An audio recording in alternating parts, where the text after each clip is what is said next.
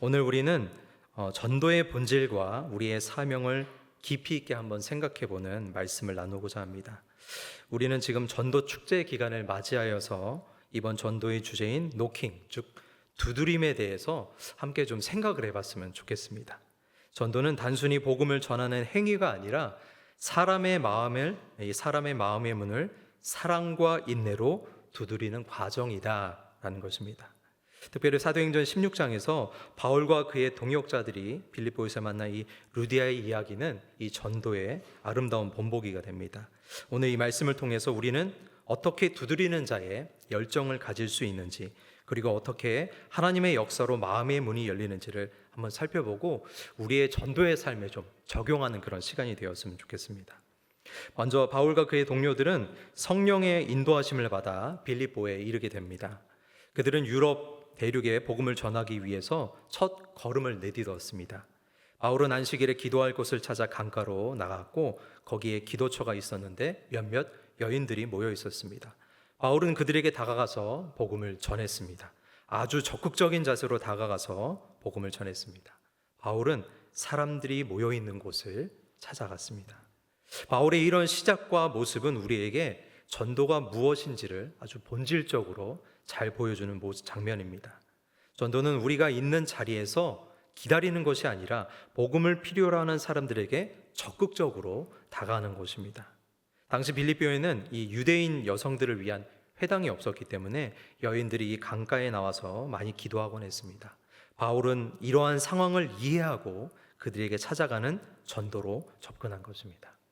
우리가 여기서 기억해야 할 것은 바울이 이 당시의 문화와 상황에 대한 이해를 가지고 찾아가는 전도를 했다는 것입니다. 찾아가는 것이 중요합니다. 그런데 무턱대고 찾아가는 것이 아니라 문화와 상황을 이해하고 그것에 대해서 지혜롭게 두드리며 나아가는 것이 중요하다라는 것입니다. 잠언 20장 5절 말씀에 보면은 사람의 마음에 있는 모략은 깊은 물 같으니라 그럴지라도 명철한 사람은 그것을 길어내느니라 라고 기록하고 있습니다. 그러니까 이 사람의 마음 속에 담긴 생각이나 계획, 그리고 특히 깊은 의도와 목적 같은 것은 겉으로는 쉽게 드러나지 않고 알 수 없다라는 뜻입니다. 그래서 뭐가 어려운 거예요? 그래서 전도가 어려운 거예요. 깊은 물은 표면에서 바닥을 보이지가 않습니다. 아무리 물이 깊으면요, 위에서 이렇게 본들 그 바닥이 절대 보이지가 않아요. 이 사람의 내면에 숨은 생각이나 감정이 쉽게 드러나지 않는 것도 이와 마찬가지다라는 거예요. 그런데 명철한 사람, 즉 지혜롭고 이 문화와 상황에 대한 이해력이 있는 사람은 그 깊은 물에서 물을 길어내듯이 다른 사람의 숨겨진 생각이나 의도를 이끌어낼 수 있어야 한다라는 것입니다. 그러므로 전도자는 명철한 사람이 되어야 됩니다. 상대방의 마음의 상태와 필요를 이해하고 그에 걸맞게 복음을 전할 수 있어야 됩니다. 그것이 바로 두드리는 자로서, 마음을 노킹하는 자로서 우리가 가져야 할 자세와 열정이다라는 것입니다. 팀 켈러 목사님이요, 탈기독교 시대 전도라는 책에서 이와 같은 상황을 우리에게 이렇게 분명하게 이야기하고 있어요.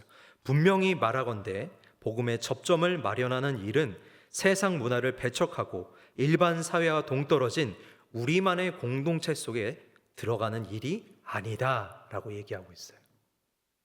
우리 안에 있는 것만 가지고 우리끼리 모여서 우리의 상태에만 머물러 있어서는 안 된다라는 거예요. 문화와 상황을 이해하고 노력과 열정을 가지고 그들을 찾아가고 끊임없이 두드릴 수 있는 열정을 우리가 가지고 있어야 한다라는 것입니다. 끊임없는 노력과 열정으로 나아갔던 바울, 그는 전도의 과정에서 수많은 어려움과 반대에 부딪혔지만 결코 포기하지 않았습니다. 그의 열정은 복음을 전하는 사명에 대한 아주 확신에서 나온 것입니다. 디모데후서 4장 2절 말씀에 보면 이렇게 기록합니다. 너는 말씀을 전파하라. 때를 얻든지 못 얻든지 항상 힘쓰라 라고 얘기하고 있어요. 항상 어떻게 하라고요? 항상 힘쓰라. 그러니까 전도는요, 힘을 내야 할 수 있는 거예요. 로마서 1장 16절 보세요. 내가 복음을 부끄러워하지 아니하노니 이 복음은 모든 믿는 자에게 구원을 주시는 하나님의 능력이 됨이라 라고 기록하고 있어요. 복음이 곧 뭐라는 거예요? 하나님의 능력이다라는 거예요. 그러니까 복음이 하나님의 능력이라는 것을 온전히 깨달아야지 복음을 증거할 수 있는 열정을 품을 수 있다라는 거예요. 여러분, 하나님의 능력을 소유해 보십시오라고 하면은 거부할 사람이 어디 있겠어요? 세상의 권세와 세상의 권위를 가지려고 해도요, 사람들이 벌떼같이 몰려들 거예요. 대통령 하나만 해도요, 하고 싶은 사람이 줄을 서면서 사람들이 막 몰려갈 거예요. 하물며 하나님의 능력을 덧입을 수 있는 것, 그 능력을 소유할 수 있는 것이 바로 복음에 있다라는 거예요. 바울은 이와 같은 열정과 확신으로 우리에게 아주 큰 도전을 주고 있습니다. 우리가 복음을 전하는데 얼마나 열정을 가지고 있는가, 우리는 바울의 모습을 통해서 우리 자신을 돌아보게 됩니다. 우리 주변에는 여전히 복음을 필요한 사람들이 적을까요? 많을까요? 그렇죠. 굉장히 많습니다. 복음을 필요로 하는 사람들이요, 우리 주변에 너무나 많이 있어요.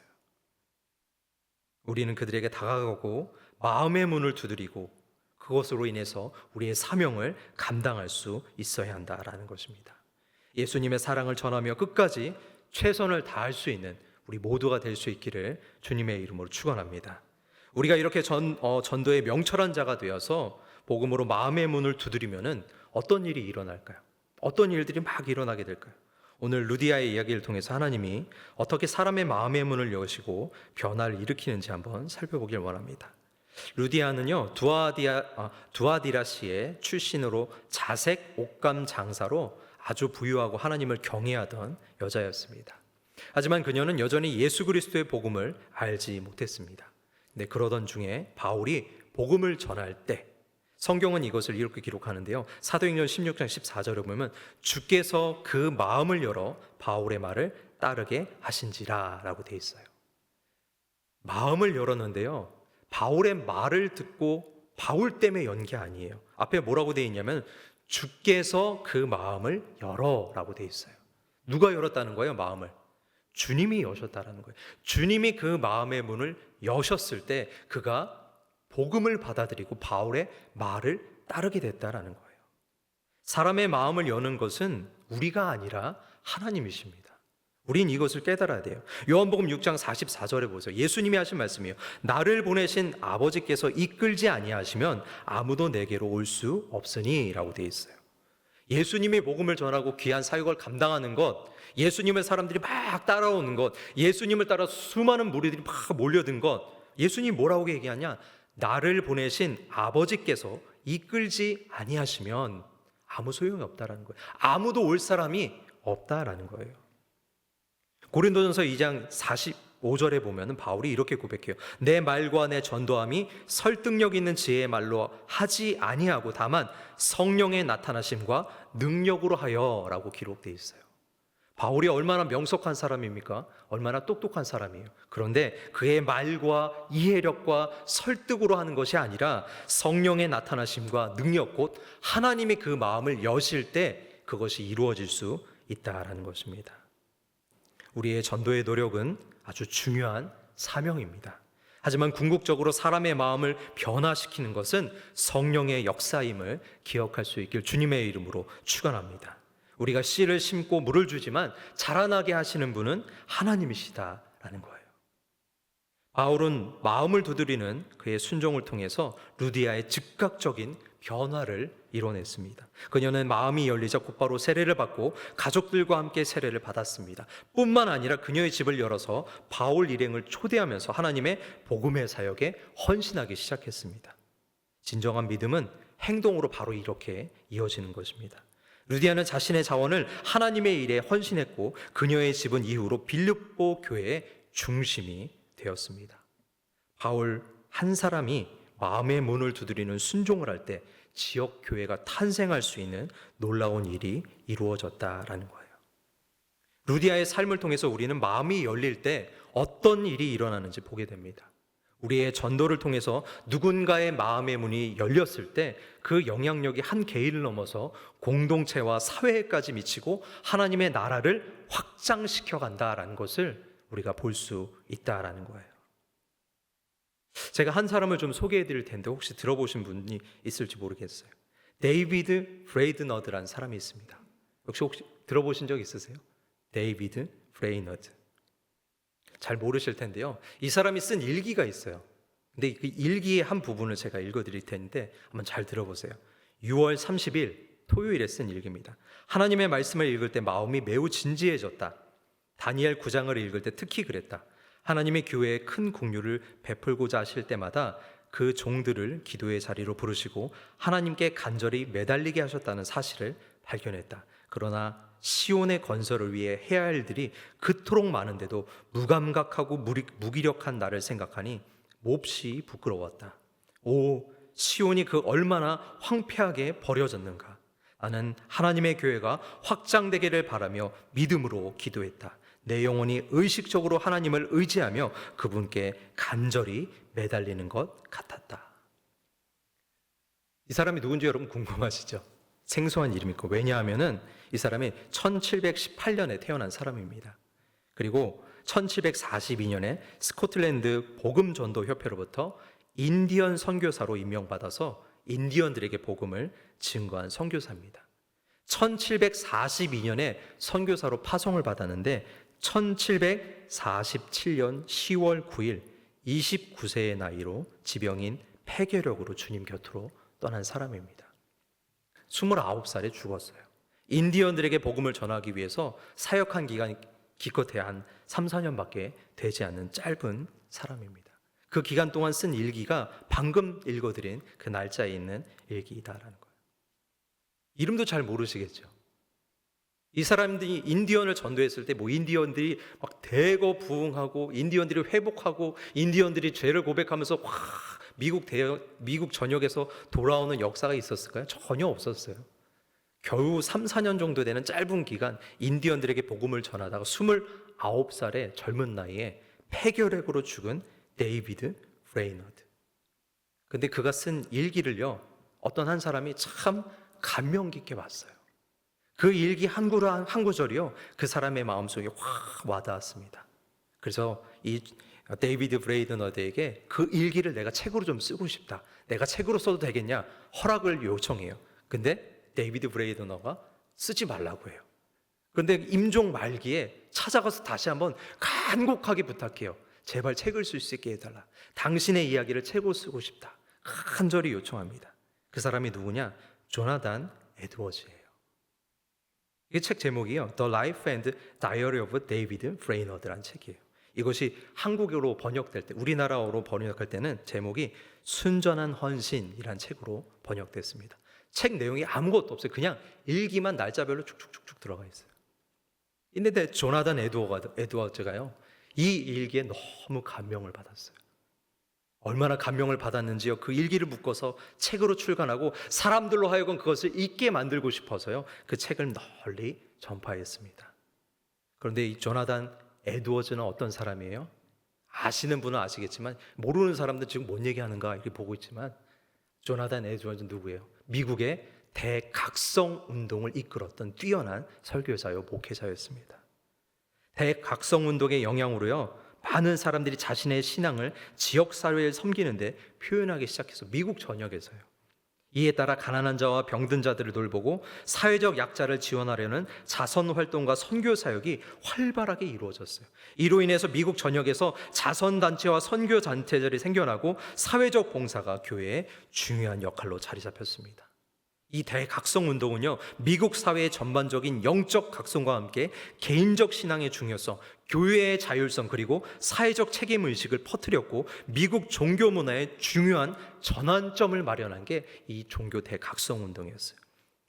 그것뿐만 아니에요. 이런 변화들은요, 이후 미국의 독립과 민주주의 형성에도 큰 영향을 미쳐서요, 미국 사회에 깊은 유산을 남겼다라는 거예요. 그 일을 주도한 사람이 조나단 에드워즈였어요. 그리고 그 조나단 에드워즈에게 깊은 감명을 준 사람이 데이비드 브레이너드라는 사람이에요. 짧은 기간이에요. 인디언들에게 몇 명이나 회심시켰어요. 역사의 그 회고록의 기록에 따르면요, 한 150명 정도밖에 회심을 시키지 못했다라고 해요.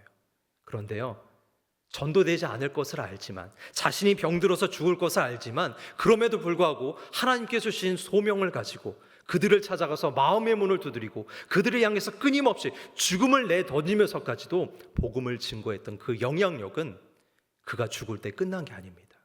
조나단 에드워즈에게 그 영향력이 가게 됐고, 그 영향력은 미국의 대각성운동으로 퍼지게 됐고, 미국 전역으로 퍼져서요 세계로 뻗어나갈 수 있는 큰 힘과 원동력이 되었다라는 것입니다.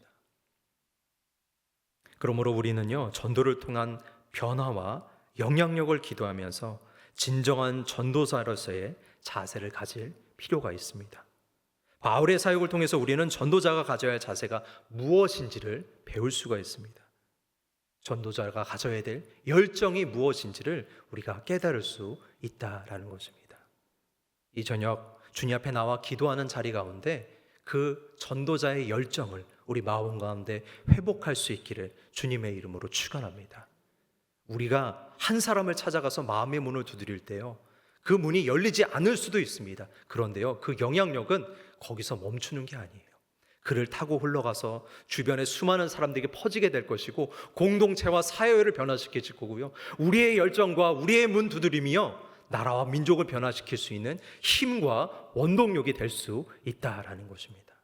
이 저녁 시간 기도할 때요 그와 같은 마음의 소원을 좀 가졌으면 좋겠습니다.